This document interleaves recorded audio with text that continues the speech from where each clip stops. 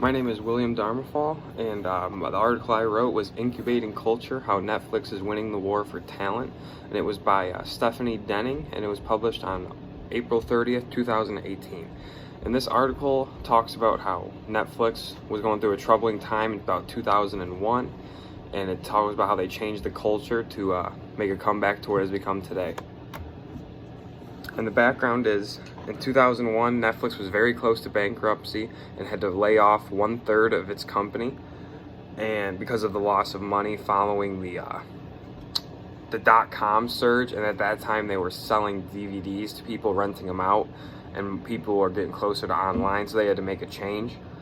And one strange thing that they noticed that occurred was that morale actually became higher once they fired the people, because the people they chose to fire were the less good employees, and they kept on the most high productive, most earners, and the best overall employees.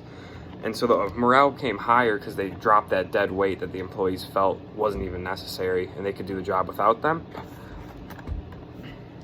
And they implemented a new culture in this new system with only 2/3 of the company left.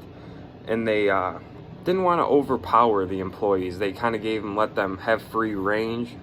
They let them choose where they wanted to work, how they worked, what they thought was the best way to get it done, productive and the best.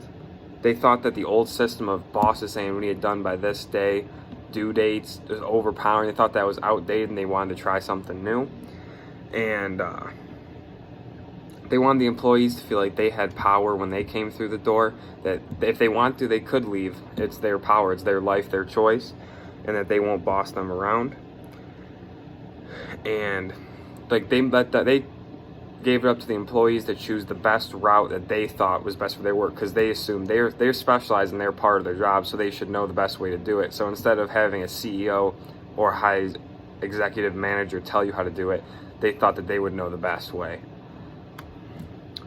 And I believe that the culture they implemented was what we learned in Chapter 8, clan culture. And I believe they're doing this because they gave employees the power, and all the employees work together in collaboration, like a team. Like if they needed help, they just asked. They didn't have a manager telling them how to do it. If they honestly didn't know, they just asked someone, and it wasn't a hostile environment. And in this culture, the employees feel like they have more purpose because they chose the way they work, so it's on them.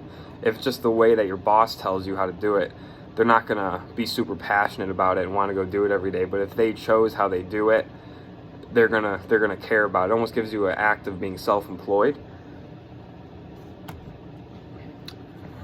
And they came up with this statement that said, "We are a family, not a team," because some people tend to believe that when you implement this culture, it's a little too soft, like the new culture of today. Some people will argue that we can't boss people around, we can't yell, we can't tell people what to do. But they're saying that in this statement that we are a team, not a family, is that if someone is underachieving the expectations of the company, say they're being lazy, or they're not meeting the deadlines, or their work's not good, it's not productive, they can get rid of them, they can lay them off. Like, they can be replaced like a team. Like if you cut a player, you can get rid of a player, find a new player.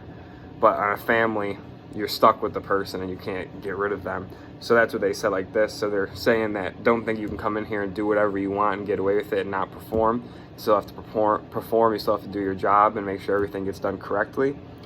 And I think this linked well with what we learned, because we talked about the different types of cultures and which ones that they thought were the best, with the freshy food simulation and things like that. And I thought clan culture was the best choice because it gives the employees some power and makes them feel purposeful in their job. So that's why I chose this article. So yeah, thank you.